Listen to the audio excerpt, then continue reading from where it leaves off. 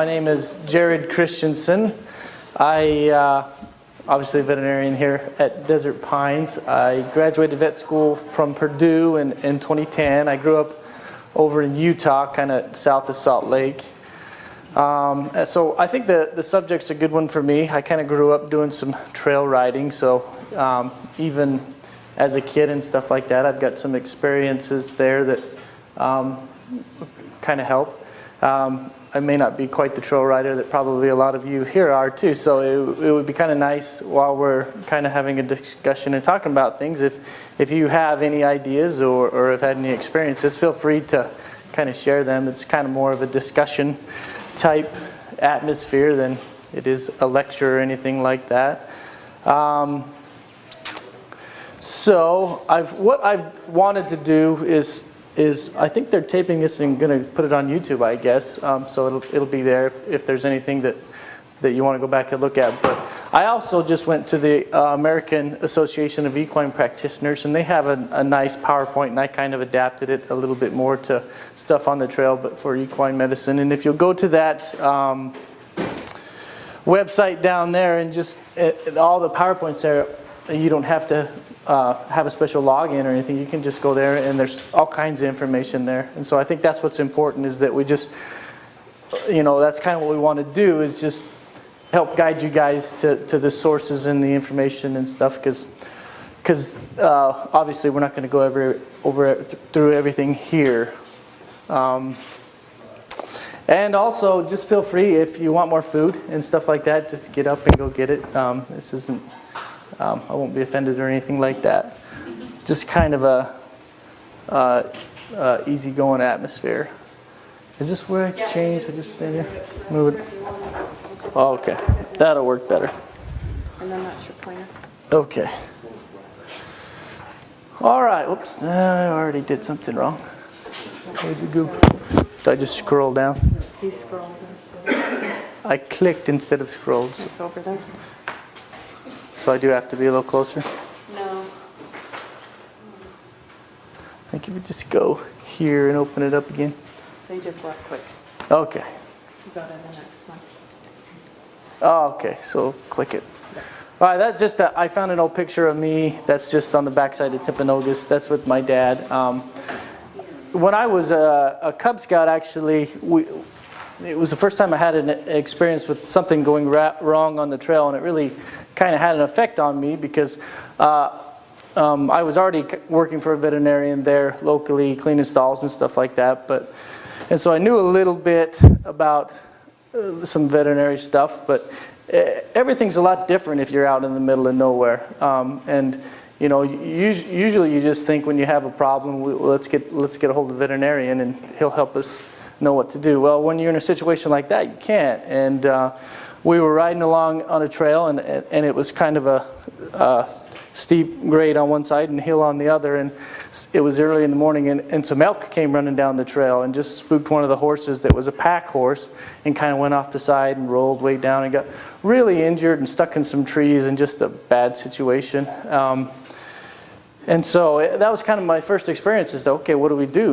We're a few hours in, so by the time somebody gets out and by the time the vet gets back, and we ended up kind of having to put that horse down just where it was at, and we'll kind of go over that too a little bit if you're in a situation like that. But those things happen, and so as horse owners, there's things that we can do to prepare and try to avoid that. We obviously won't be able to avoid everything, and most of our trail injuries and things like that are going to be minor things, but it kind of depends on how prepared we are going into it, is how the situation will go for us. So like I said, planning ahead is a big deal. And I think in anything really, planning ahead is important. And so, when I think of planning ahead for a trail ride, one thing, maybe we don't take into enough consideration is we may pack everything in the trailer and do everything that way and get where we're going and stuff like that. But, have we really prepared our horses for the trail ride?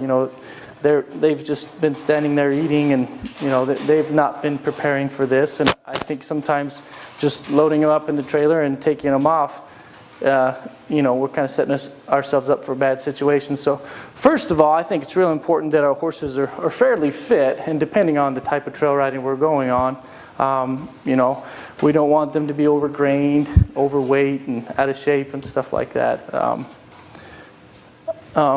So that's one way of planning ahead, is actually getting the horse conditioned and in good shape to go. And along with that, I wanted to kind of go to this one.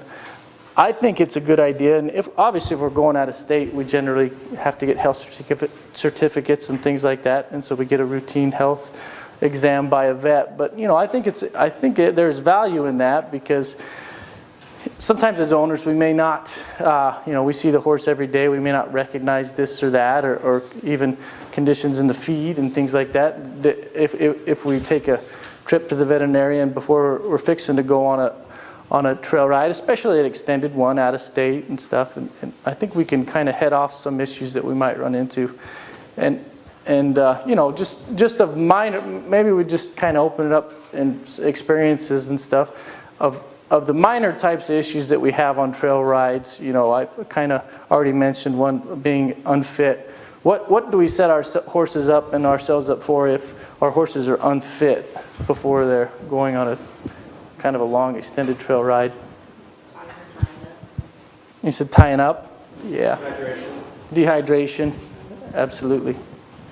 Yeah, those are two big ones, and I think those are probably some of the more common ones, really, tying up and dehydration. And honestly, they can be pretty severe ones, not just injuries and stuff like that, but tying up and dehydration, those can actually lead to death in a lot of horses. Go ahead, Veronica. What is tying up for people that have never heard it or seen it? Or, explain what tying up is. That's a good question. Well, I can explain that, but has anybody else had an experience with a horse that ties up on them that they would like to share? No? So tying up is kind of a muscle disorder, and to be quite honest, we haven't got it fully figured out yet. We know that there's genetic components to it in quarter horses and some breeds. In the old days in big draft horses, they used to call it Monday morning disease, where they noticed if a horse, even a fit workhorse, if it sat all weekend, and what they would do is kind of grain it up, and it would just kind of stand around and rest. And as soon as they would get it out Monday morning to go pull the plow, their muscles would kind of spasm, and they would sweat and have big problems with their muscles. And so we know that there's also some type of a component with that, and we're learning more and more about it. But basically what it is just just flexion of the muscles in horses. And sometimes it's a mild thing, just kind of in the necks, and all you see is a little bit of sweating, maybe a little anxious, they just are uncomfortable. But it's a muscle condition that they get. Like a leg cramp? It would be like a severe leg cramp, and sometimes it can be really severe where it's like a whole body leg cramp, and so you can imagine it could be something that's really painful for horses. And like I say, some breeds and some lines of quarter horses, we recommend that you kind of do some looking at their genetics, because the impressive breed, they have a specific type of disease called HYPP that they have issues with on the cellular level that sets them up for that, and it can be a fatal condition in them. So sometimes, knowing that about your horse, you can also help prevent that. Any other questions on that or anything? Should it happen, what should you do? So once tying up happens, what should you do? For the most part, if it's something mild, we can just kind of rest them, kind of keep them cool, calm them down. They'll generally get over it on their own. If it's a real severe case and things like that, there's some medications that we can give them. I don't know who it was that mentioned kind of like a leg cramp. If it's just a deal where your horse is kind of just a little out of shape and they're just overdoing it, kind of like a leg cramp, it will kind of just go away on its own. But it may it may mean the end of your ride that day and stuff like that. So most of the time it's going to be something mild, but so just, you know, keeping them cool. If they're really sweaty and really tied up, their temperature can get really high. So, you know, cold water on them, air, fresh air, shade if you can find some shade. If you had any butyrbandamine, those things would kind of be some helpful as well. They don't do a lot, but so with some of the soreness and stuff like that, it would be beneficial for them. What are the signs of it? Signs of it? So it might start out with sweating, and it's not always the same. It might start out with just kind of a strange gait, something just a little abnormal. Really, I mean, to me and most people, they just notice that something's not quite right, you know, and it might be into the ride where they've been sweaty and kind of getting hot and worked up in that part of the ride. It could just look like a lameness still, or it could come on real quick, and then they could just really not want to move and stuff, and you might see it in their face that they look like they're just in pain and stuff like that. So. How do you differentiate between, you know, are we tying up or? And it's difficult, and it's difficult because they will look the same. And so what you would notice is that, you know, you just kind of calm the horse down, and if they're just tying up, they'll usually just kind of get over it. If it's colic, you know, sometimes they'll get over that too, and so sometimes you don't know if it is one or the other, if they're both mild and just come on like that. That's why, you know, butyrbandamine would, you know, be good for both of those deals. But yeah, sometimes you don't know the difference. And I get calls on the weekend for emergency and stuff, and what they describe to me could easily be tying up, or it could be colic, you know.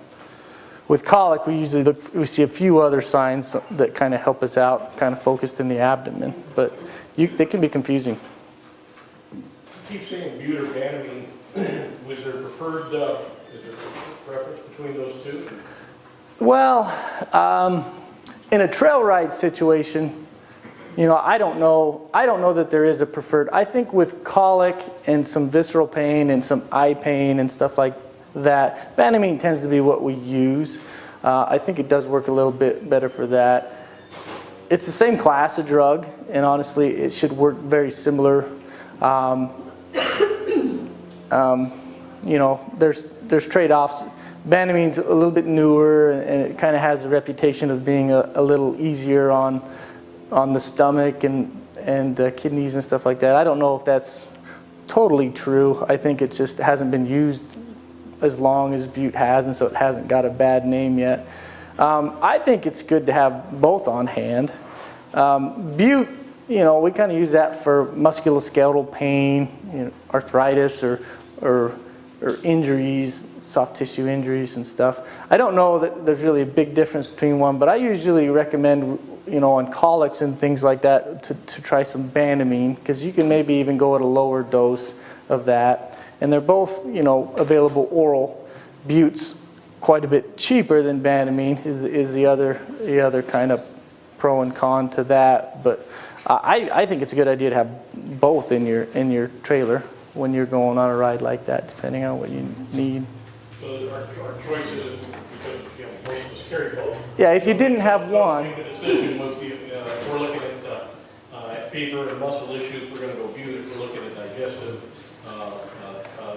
discomfort things other than muscle, then we're going to be going to look with bandamine. Yeah, and that's what I do. And I don't know that there's a lot of science behind that, and that's why I kind of use them both, because I think that if you had one, you know, but that's what I do. I think that's what we find kind of how the difference between the two drugs are.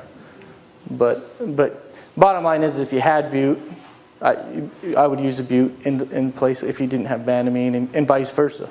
And Deal. under no circumstances use both. Yeah, and that's what I wouldn't do, because there's no benefit to that. It's that they really work by the same pathway. They're really a very similar drug. And so by using them together, they don't combine, they don't do a better job.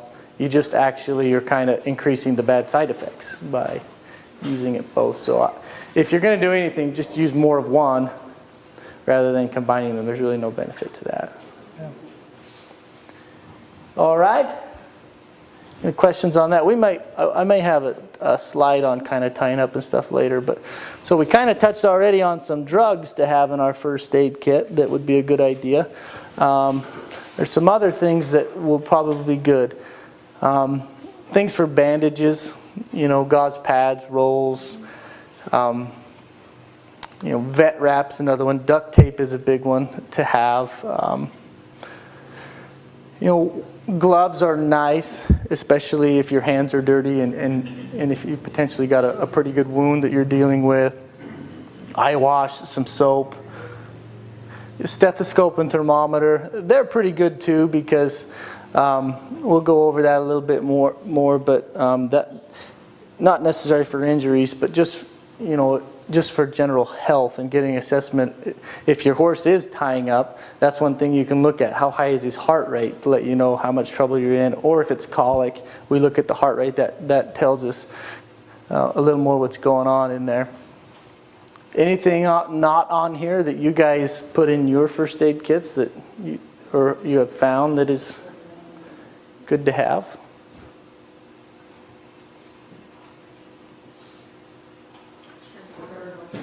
Water? Extra water. Yeah, absolutely. Yeah, that's a really good idea. In your trailer, especially.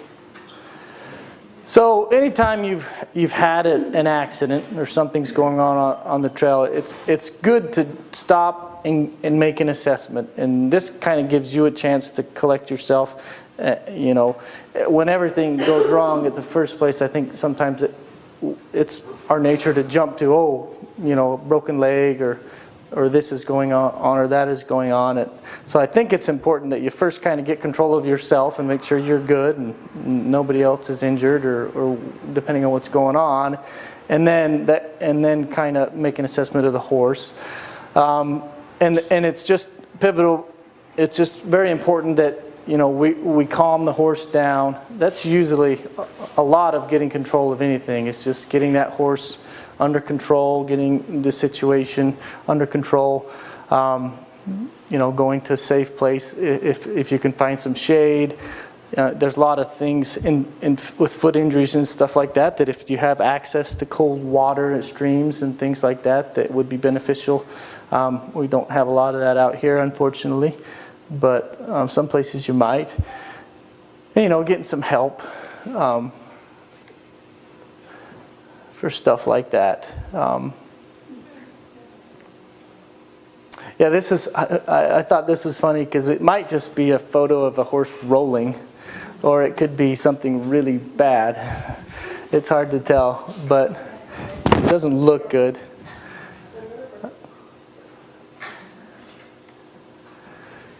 So, emergencies that we kind of need to be prepared for, even though there may not be the common things that we have on the trail, and depending how long of a trail ride. Things like colic, lacerations, lamenesses that come real quickly, eye injuries, allergic reactions, along that line out here, we don't get a lot of snake bites, but that would probably fall somewhere along there. And choking, and not too many foaling emergencies unless you're riding a pregnant mare, which you could be, but we won't go over much of those. But so recognizing distress and signs of normal. We've touched on this a little bit with the tying up and colic and stuff. I had we were going on a 7-day trail ride in the Uintas up there, and right on the very first day I was riding a mare, and we kind of were all getting unloaded from the trailers, and I tied her around a tree, and horses were going up and down the trail already, and she got upset and kind of wound herself around the tree and just really tight, and just kind of got stuck there for a second, and then got her going the other way. And I didn't think anything of it until that night when we got up to our place when we were in the first camp. I noticed that she was drooling a lot, and I had rode her with a bit in her mouth and everything all day. She was drooling, and she didn't really have an appetite, and I had no idea. I don't know, it didn't look like colic, it didn't look like I didn't know what was going on, and it didn't even tie it together that, potentially she'd wrapped herself around that tree and injured herself until later. But in fact, that's what had happened, and we stayed up there for that whole 7 days, because the day after she started to eat a little bit better and slobber a little bit less. But actually, when we got down a week later and took her into the veterinarian and took an x-ray, she'd actually fractured her jaw on the very first day when she wrapped herself around that tree. And so, I felt horrible after I got home, and but when you're up there and you can't make that kind of, you don't have x-ray, you don't have that type of stuff, you really have to, try to use all the information and everything that went on, because I did feel bad, because I wasn't mean to her or anything, but shoot, I sure rode her with a bit in her mouth. If I'd have known it was broken, I would at least rode her in a halter, and we had pellets and things like that we hauled in with us, and so actually that's what we would have fed her, even if we would have got her to a hospital, just wetted down some pellets and stuff to eat anyways, and she did just fine. But it definitely was a learning thing for me that it kind of presented there, and so anytime a horse loses its appetite, that's obviously a real red flag, or that they're getting lethargic or laying down, and some of these could dang sure be colic, or some of them can be, maybe they've picked up a virus on the way up and now they're just getting sick, or maybe they're getting a little bit of pneumonia or something like that too. So always good to have a thermometer in your first aid kit to check that temperature, and that will help in tying up situations as well, because we like them to be below 102. And on hot days when we're out and working them, they may get pretty up close to that, and that would be fairly normal. But when we're up in 105 or so, then that's kind of dangerous range, and we need to do the best we can to immediately cool down horses. The nice thing about horses is they have such big surface areas, we can really cool them down quickly with just getting cold water on them. What works excellent is rubbing alcohol. If you could carry along, a pint of, or a little jug of that, you just kind of pour that along their back, and that really cools them down pretty quick. But obviously, you're not going to have a lot of room to carry a lot of that stuff, so water will do well in that situation. Shade, and then air, whether it's just you fanning them with blankets or anything like that. And then we look at the gum color as well on these guys, and there's a slide on that.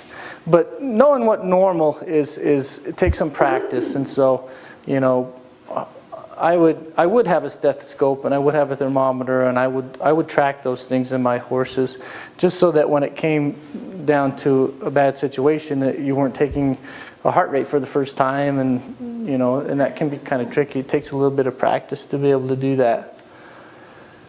Can I ask you the normal heart rates and temperatures and all that? You can.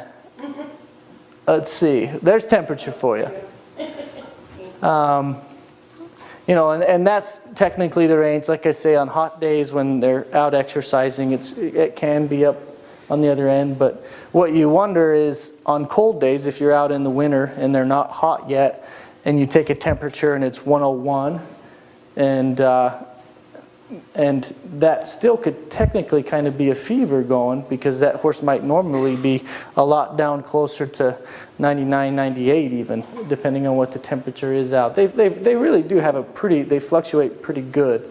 So you kind of have to take everything into consideration. If he's lethargic and looking dumpy and it's cold, and you take a temperature and it's 101.2, well, that could still be a significant temperature, and he still could have a fever going. So what do you do if a horse has a fever and you're out in the middle of nowhere?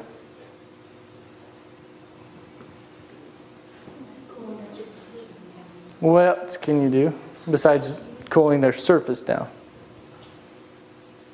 That may be in your first aid kit. Was it? Yep. That's really good. I use that a lot of that here on horses that have fevers. Medicine. Electrolytes for a fever.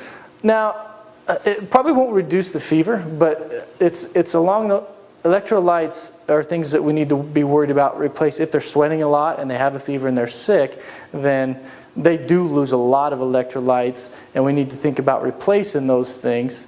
And so eventually, yeah, but at the time of the fever, electrolyte, did you say bute? Right, bute, banamine, those are two, we can reach for a dose of that, and those really should do a pretty good job of knocking almost any fever down, combined with some cold water and shade and stuff like that. That's another good reason to have one or both of those on hand in a situation like that. So temperature, heart rate. So 28 to 44 in there. And it's kind of the same thing. They will be up around 6. If they jump off a horse trailer and you go take it, they'll be 60. And that's normal. You give them a second and come back and check it again, and it'll get back into normal range. But where heart rate helps us is, it's not necessarily we're looking at the heart. We're looking at pain and stuff like that. When the horses, you're looking at them and they look not quite right.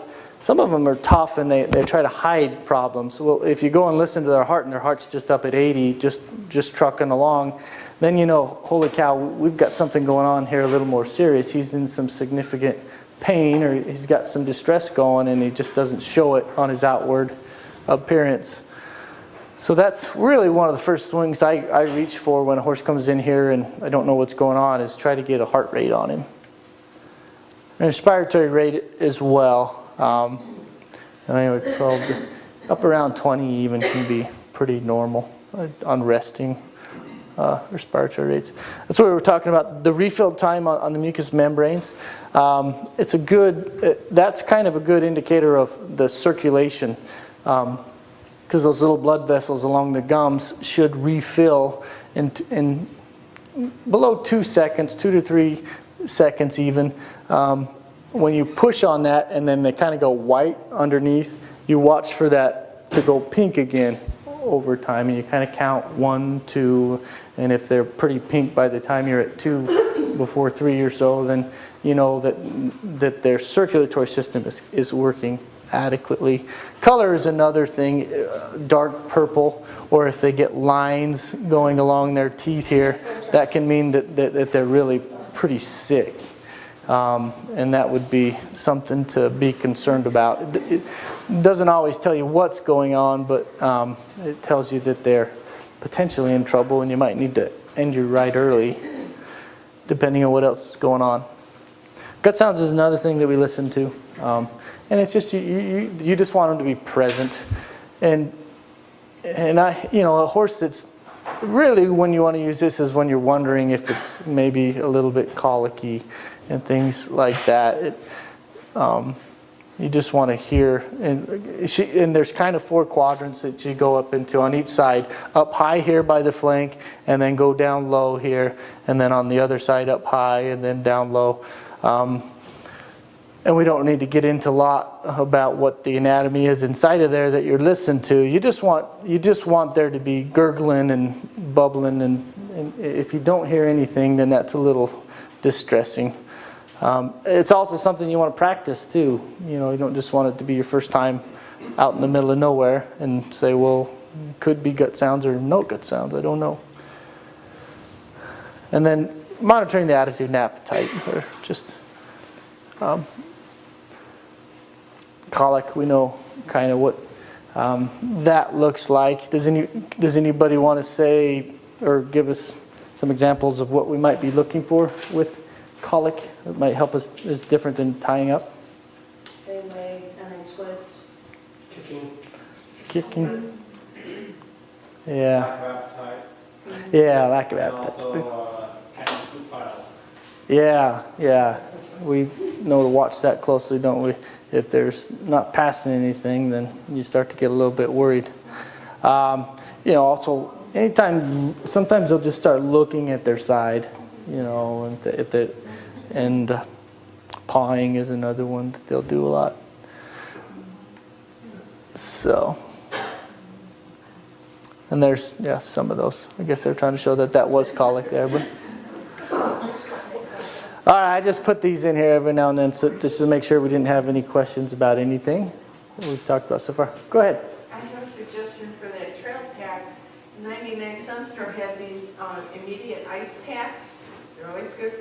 you sprain a wrist, you sprain an ankle, cools off the horse, put it on his butt. I like that. Yeah. And they're small, and you just kind of And- break them. And if you go Yeah, some of the things that we're gonna run across, on that list include allergies and choke. Are you gonna cover those later? Yeah, we'll go on. We'll go on to, yeah, allergies and choke. Yeah, yep. All right, so wounds and bleeding. I know bleeding can be very worrisome to people, and that's probably one of the common things that they get when we're going on trail rides. And honestly, bleeding is not something, unless we have like a large artery that's squirting, the bleeding will stop, and it will be a puddle of bleeding, and there's things we can do to help it stop bleeding. But at this point, having dealt with wounds and stuff, the bleeding is probably one of the least things I worry about, unless we've got a large vessel here or on the leg that's really squirting. And those can be a bad situation. So if we've got, let's say that we've got a real squirter and it's bleeding a lot, what can we do? If we're out in the middle of nowhere. Pressure is going to, and that's about, if it is something that it looks like you could get in there and pinch or something like that, then you can try that. Otherwise, just a real tight bandage, and it doesn't have to be anything fancy. I think I've got some pictures in here, a couple of more wounds. That's a tourniquet there. That's a pretty good bandage to put. He's just got some type of a cotton here, and then some gauze and some vet wrap. There was another one I saw that it seems like he's probably out in the, I found this off the internet. This guy here, see, this would work as well. All he's done is he's got a towel there. It's probably just what he had, and some vet wrap. But as far as bleeding goes, I mean, it's just getting it stopped, and it's just getting pressure on it. And so it's, you don't have to be upset that you're putting something over a cut or something like that. It's just getting the bleeding stopped, and once the bleeding stopped, then we kind of assess what's going on here. So once the bleeding stopped, then what do we need to worry about wounds? And especially, I'll say this one versus, well, this one is we worry about as well. This one's bad. Maybe, to me, this one is worse than this one. Does anybody know why? Yeah, because this guy here is right over, there's a big joint pouch there on that hock there. And this one, it's not good for sure, but it seems to be a little bit below, kind of in the middle of that cannon bone. So that's the main thing I want to get home about puncture wounds, cuts, things like that. Once the bleeding is stopped, the next thing is to try to assess is that anywhere near a joint?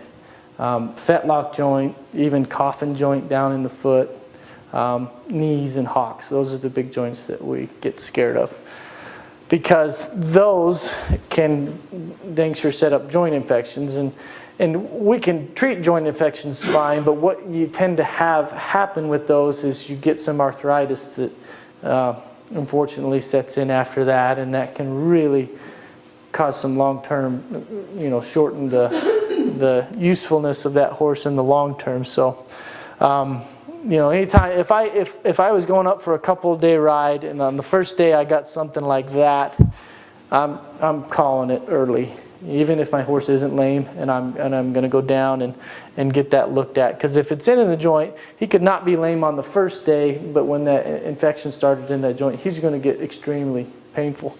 But that brings up something else, besides bleeding and just the goriness of the wound. Lameness is a big deal.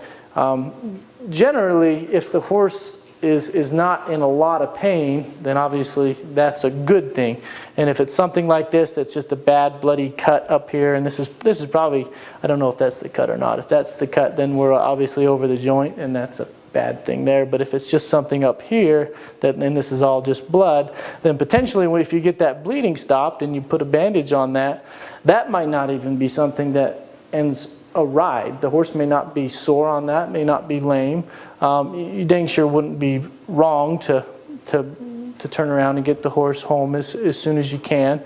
But, you know, that's something that can be treated if it's just something up here. You know, the other thing I'll say is if you can say anything, if it's around a joint or if you see any bone or tendon, then those are bad things too. And if it was deep, you know, down to the bone, then obviously that's a little bit worse. But You prefer not to use blood stop or anticoagulant, you just want pressure? yes. I do, and especially on things like this, because again, if we're putting stuff on there and it is in the joint, then we could potentially be getting that joint really inflamed and setting ourselves up for, you know, arthritis down the road in that joint.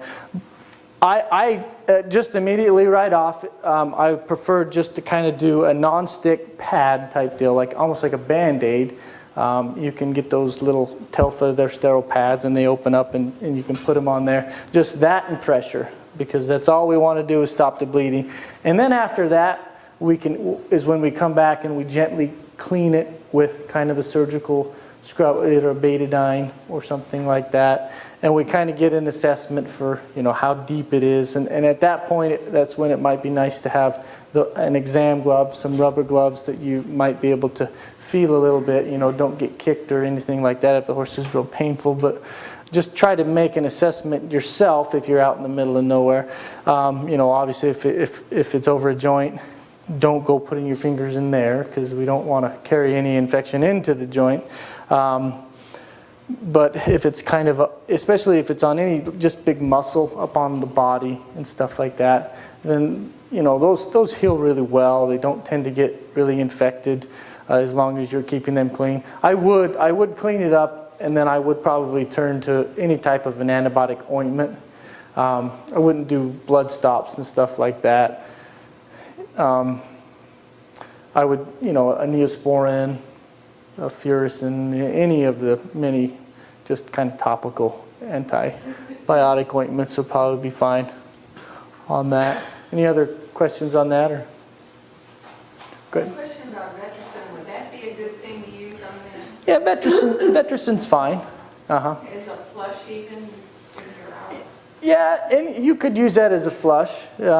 It's a little expensive to use as a flush, but I, you know, even if you just, you know, had some good, fairly clean water to kind of flush it. And I wouldn't get, if it was bleeding pretty good, I wouldn't get real aggressive cleaning that up out there because you might cause it to start bleeding again. But if the bleeding is stopped, I would just be real gentle with it and maybe either just kind of a wet towel or a little bit of betadine and just kind of get it on there. Most of the contact is what's good for killing off the bacteria and stuff in those deals, and the betadine especially. Anything else? Diapers work really good for absorption as well.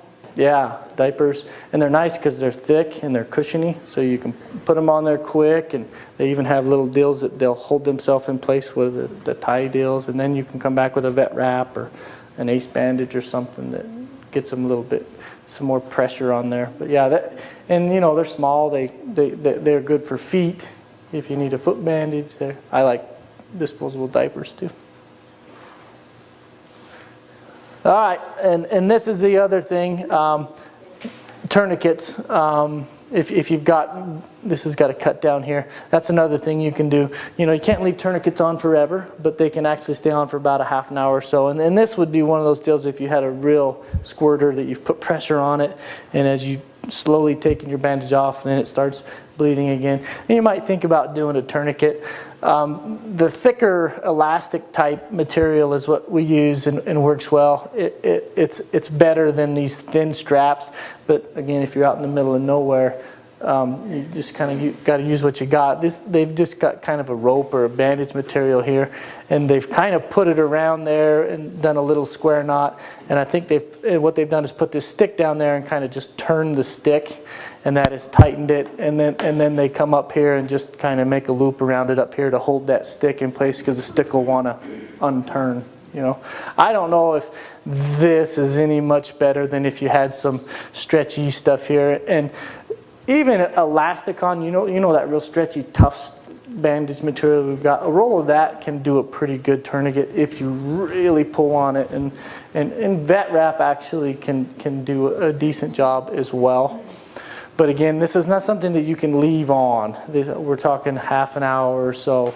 And also tourniquets can be pretty painful on horses, so they're not going to like that much. But you know, it's just another thing that if you're out in the middle of nowhere and you're in a bind, you've kind of got to do what you've got to do to stop that bleeding, and that's another thing you try. On the injury or? Above it, always above it, because the blood flow is coming down, and what we need to do is kind of just decrease that blood pressure that's coming out of these vessels so that they can get clots in them. And even a large artery down here, if you slow it down enough, it'll kind of fill up with a clot, and then when you take that tourniquet off, you know, it won't bleed as much. But if you do have a good artery, my suggestion is to leave the bandage on until you get down to a veterinarian or somewhere safer. And you can leave it on there and even check it the next day and make an assessment, because you know, coming back the next day, the bleeding is really going to have stopped, even if it is a good artery, and that's when you're going to clean it up gently and do all that. But leave the bandage on there for a while. That pressure bandage that we had, where was it? Maybe it was down here. Yeah, this pressure bandage here. So the other thing you're probably going to encounter a lot on trails is stone bruises. Has anybody had any experience with those with their horses? Yeah. And you know, hoof abscesses can be weird too. They can be a type of deal where you put the horse on the trailer and then you get out to where you're going and you step the horse off the trailer and he's suddenly three-legged lame. Have you had that happen before? I've had that happen too. And it ends up being an abscess. And so, you know, that's a good place to start looking when you're out there. But they can dang sure get fractures and stuff like that. And so, you know, I look at the foot, squeeze around on that foot, see if you can find any injuries or anything that looks like it might be a draining track or something like that of an abscess. And if they're really sore on that foot, then that lets you feel a little bit better that it is in the foot. If not, then you still kind of have to worry about a fracture or something like that. So what are you going to do if your horse is suddenly three-legged lame and you're not sure? It could be a fracture, it could be a hoof abscess or something like that. And you're just put it in the trailer. Yeah, that's the easy thing to do. But let's say you're okay. So stabilize the foot is and even if you're going in a trailer, it probably would be a good idea to try to stabilize that foot in some way. And here's a couple ways. You know, we've got these boards here, and you know, we carry these even down for the NFR and stuff like that when these horses get injured here. You know, what you'll do is you put this kind of a bandage on like this with the cotton that's compressible, and then just slap that board on the outside and take your duct tape and just really tight all the way up, and just so that they can't really bend that or anything. And they've kind of done the same thing here, but I like this one better, and let that board just kind of come up and be up there. I don't know if it needs to be that tall, but that will stabilize it, have it being up on the side of that horse like that. And you can do the same thing on the hind legs as well. So if you don't have a board like that, you may have to go find one, you know, out somewhere. But that really works very well in stabilizing these guys. Of course, if you do this and then bring your horse down here, and I find a foot abscess in the foot, then it's a little overkill. But in the grand scheme of things, yeah, you're better safe than sorry to do that. So I won't laugh at you. That's for sure. That's right. That's right. Any questions on any of that? Stabilizing something that you might think is a fracture? And a foot abscess will look just like a fracture. There's really not much way to know unless you can squeeze around in that foot and get an idea that, okay, the pain is in the foot. And then, you know, you may need to treat it the same. One thing about fractures is they will swell. And you'll get swelling like this one up here. See how swollen he is through there and painful. You know, Foot abscesses, unfortunately, can get swollen as well, though. So, again, it's one of those things. But it takes time to get some swelling like that in a foot abscess. And fractures, they'll usually swell up pretty quick, within a few hours. Foreign bodies, getting impaled by stuff. That's another thing that we get on the trail. So what are we going to do if we have a horse that's got this going on? Don't pull it out. Does anybody disagree with that? Yeah, actually that's great. I would prefer, if it really bothers you that this is sticking out here and you can and you want to, then cut this part that's sticking out there, but try your best. I know that we want to pull these things out, and a hard thing is nails and stuff like that in the foot. If they've picked those up, I know that the fear is that they're just going to press that up in there farther, and I guess you got to use a little wisdom. If it's still sticking that far out and it's still straight out, then yeah, you might want to pull that out. But what I would suggest you do, rather than always pulling out, is cutting it off. I don't care if you cut it off there right up at the hoof that looks like it's going to be hard to get out. At least I know where it's gone, and because we don't want it to be up here in some of these structures. And once it's out, sometimes it's really difficult to find out where it's at, and so you can get in a little bit of trouble if you don't treat them aggressively enough. And then sometimes these nails will look like this, and they'll have just kind of gone up back here in this part of the foot, and you're not so worried. But if they're going up into here, then you can get in some real trouble. Laminitis, I left it in here. I don't know that that's a big problem we encounter on the trail unless we have a horse that's predisposed to get laminitis already. The concussion, there is concussion laminitis that they'll get, though. I think they used to call it road founder and stuff like that. I don't know, but that's just from the concussion of causing inflammation of the hoof actually starting in laminitis. So let's say you're out on a couple-day ride, and maybe your horse is one that's had some laminitis in the past, or at least prone to get it. It's something to keep in the back of your mind if the next day your horse is painful and not wanting to move so much. So what are you going to do if that's the case? Butte. Yeah. You want to decrease the inflammation in that foot. If you had access to a nice cold stream, it would be nice to go stand your horse in that stream for large portion of the day, calm down that. But that's what's causing the problem, is the inflammation in this foot. So, and it's going to be hard to know. You're not going to know if it's laminitis or a sole bruise or who knows what. So, but and lacerations and things like that, those things can get mute as well, because they will get swollen the day after and be more painful. And this is probably the best way. You can feel for digital pulses, and I feel up here. I think he's just feeling for heat in the foot. But this classic stance of trying to rock back off these front feet, that's really the best way to other than X-rays, to kind of figure that you've got some laminitis going on.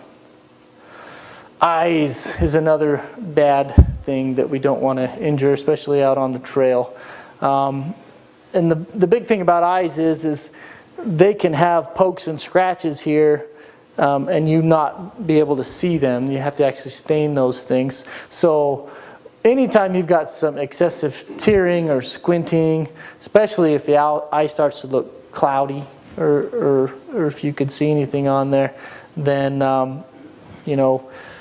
that's probably something that really you ought to get addressed pretty quickly. If you're at the start of a 7-day trip, I really probably would recommend that, especially if the horse is quite painful, that you consider at least going down to the closest veterinarian in the town you're near and getting that stained and getting some medication for the eye, because horses are incredibly predisposed to get fungal infections in their corneas. And once a fungal infection starts there, it's very easy for them just to lose their whole eye, if that's the case. So I wouldn't mess around with anything in the eye on a trail ride. Allergic reactions. You say don't, the slide said don't try to treat it, other than washing it with And that was, and I would do that, and I would wipe off drainage and stuff like that. The trouble you get into is if you can miss it without the special stain that we have that we put in that eye, and if you had some of that. Yeah, but I'm just like thinking it immediately up front. Right. No, that's fine. That's fine. If we carry a non-steroid eye ointment, as long as it's the non-steroid, go ahead. Yes. Do not Yeah. apply steroids. Correct. And it sounds like you've had some experience with that. Yeah. And there are a couple kinds of those ointments. One's going to just be antibiotic lubricating, and one's going to have steroid. Anytime we don't know if there's a scratch or anything, we don't use the steroid on there, because that could set you up for that fungal infection a little worse. But it would be fine to clean it up, get a look at it. But the problem is you can miss a corneal scratch or just a really small deal, and it can really turn into a bad situation.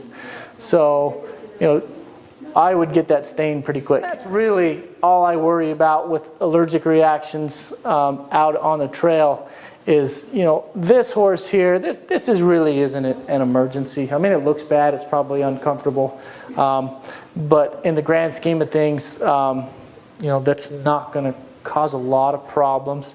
This here, dang sure could cause a problem. And that's what I would make a point.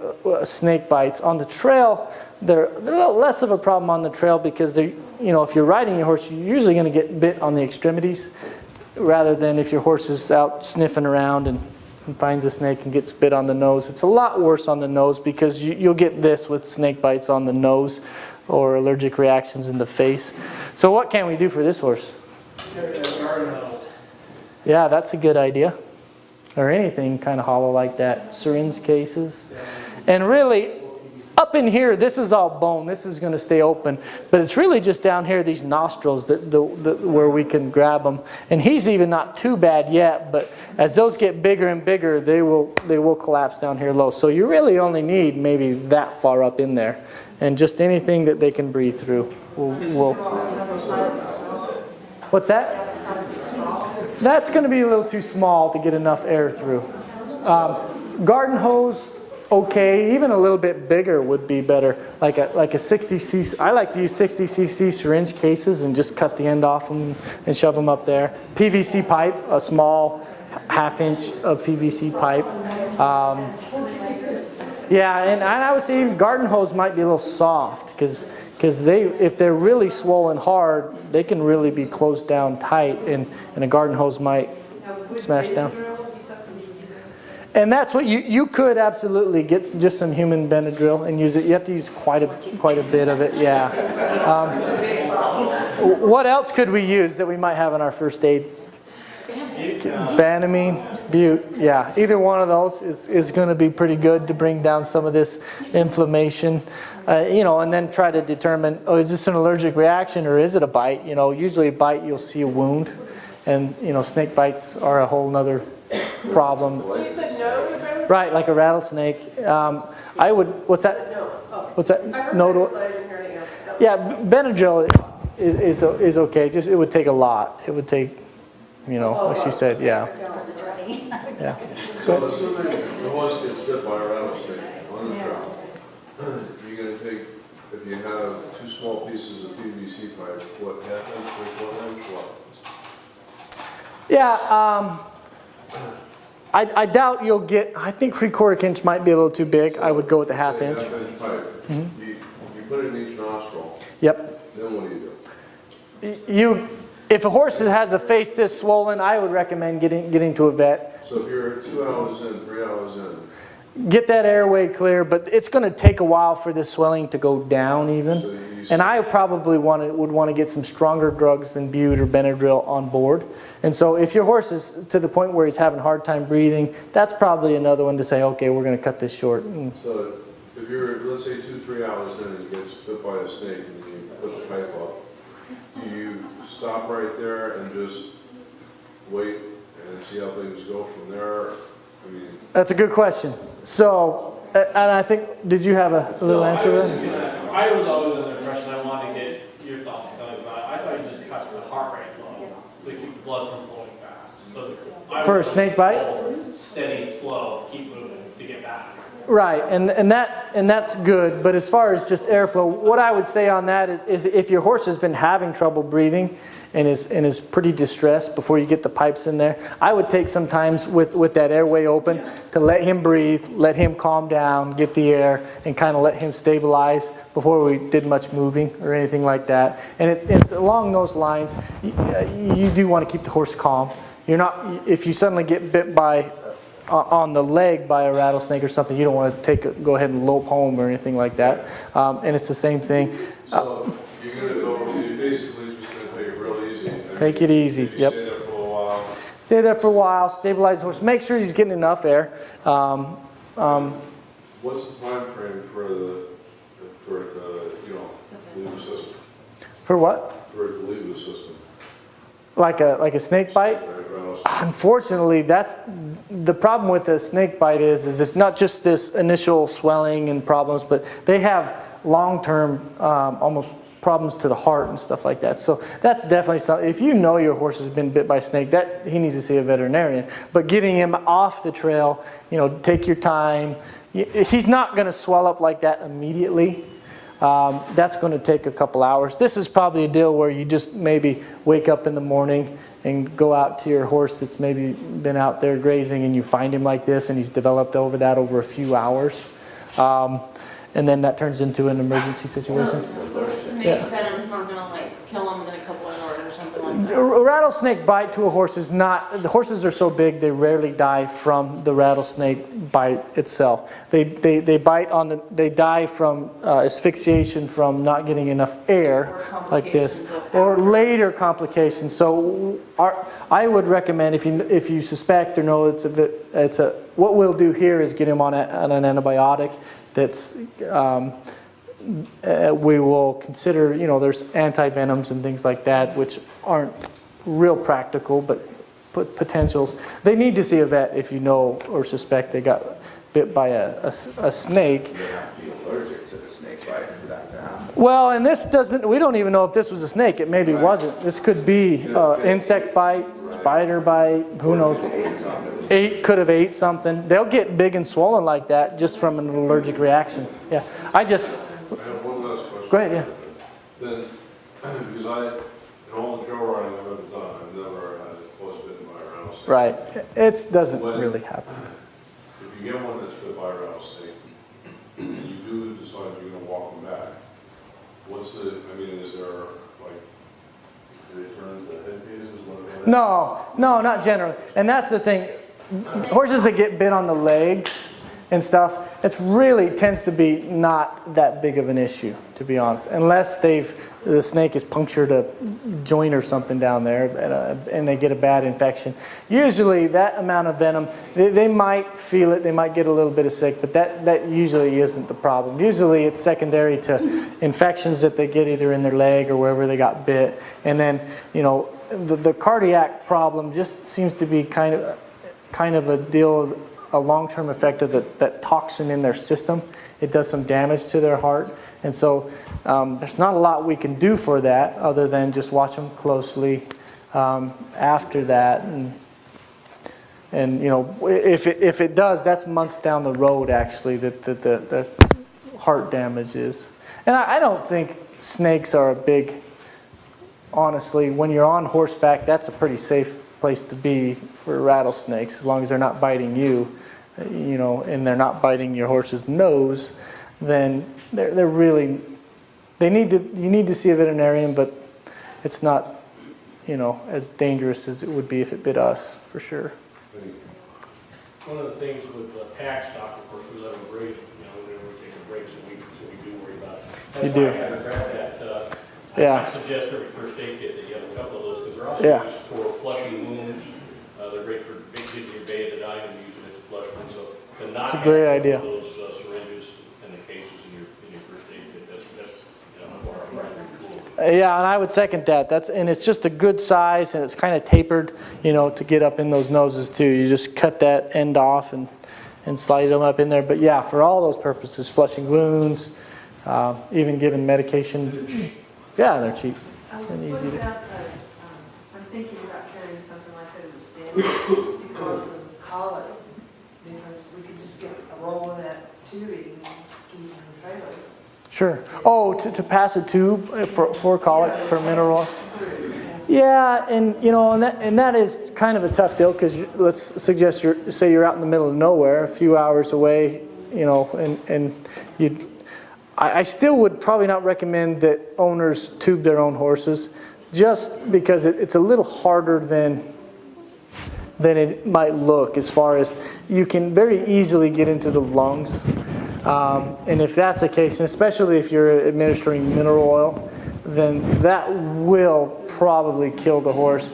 And so, you know, I don't recommend that. If people want to try to get mineral oil in, I know it's hard because when they're colicky, they lose their appetite. But you know, if you could top dress it on, you know, grain or something like that, if you're really worried about it. But honestly, if your horse is pretty sick and you're seeing signs of colic, and you've got a dose of Banamine, you could maybe use that. But that's another one that's probably going to cut your ride pretty short, and you're going to want to find a veterinarian pretty quickly to do the tube, to do all those things, because it could very easily be a twist or something like that, and not just a mild impaction. And if that's the case, then the mineral oil is not going to help you anyway. So that's another one where I probably am cutting my ride short and finding a veterinarian as soon as I can on that deal.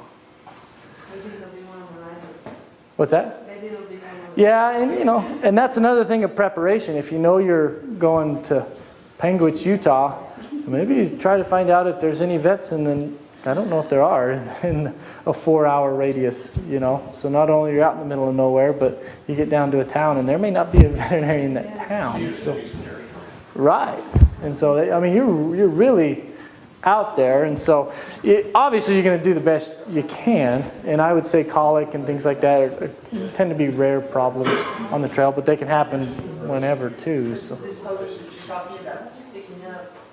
Yeah, the hose, I'm just talking about small pieces like that, just here in the fleshy parts of the nose for when the face gets really swollen, like that. It's basically breathing through the tubes, because those nasal passages will just swell closed, and then they will not be able to breathe. Start a choke on antibiotics, just prophylactically, kind of just in case type of deal. If you had antibiotics on hand, definitely, probably, and you're in Panguitch where there's not much help for you, I definitely would start using those. I don't know that we need to always include that in our first aid kits, but you know, if you were in a bind.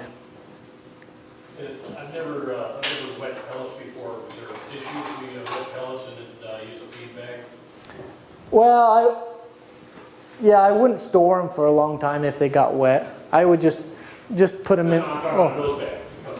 A nose bag for the horse.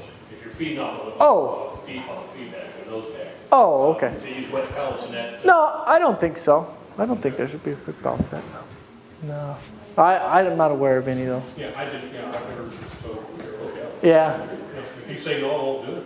Well, you know, it kind of depends on the horse, and it depends. Again, it depends on how hungry the horse is too. If they're really hungry and engorging themselves, then that's a lot bigger chance that they're not swallowing appropriate size swallows. That they're really going to get something down in there that expands.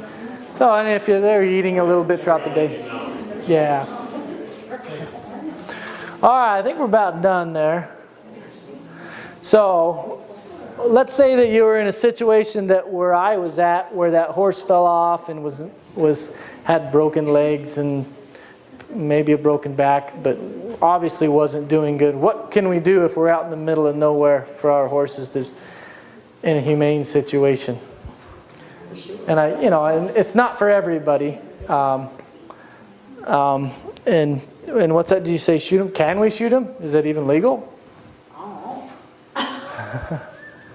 Well, and to be honest, it might depend on where you're at. If you're out in the middle of nowhere, I would say yes, it is legal. And if you get in trouble, I'll go to court for you and try to stand up for you.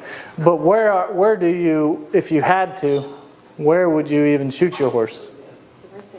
Where would you what? Yeah. So the problem with horses, it's a lot higher than you think. You know, you usually think kind of between the eyes and stuff. What the agenda do is draw an X, and I'll tell you that you just can't go high enough. Like if you draw an X and go down here, you're still going to be maybe a little bit of trouble. All this up here is just sinuses and stuff. So, you know, draw an X and then go above it, type of deal. Because this little area here, I know it's surprising that it's just a small little area, but that's basically the area where the brain resides. It's very high. So this is just, I know it's kind of a morbid type deal, but you know, like I say, if you're in Penguich and you're 4 hours away from a vet and you're 12 hours away and you can't call in a helicopter, and even then, you know, is it worth that horse to be hauled out in pains? What size shot would you use?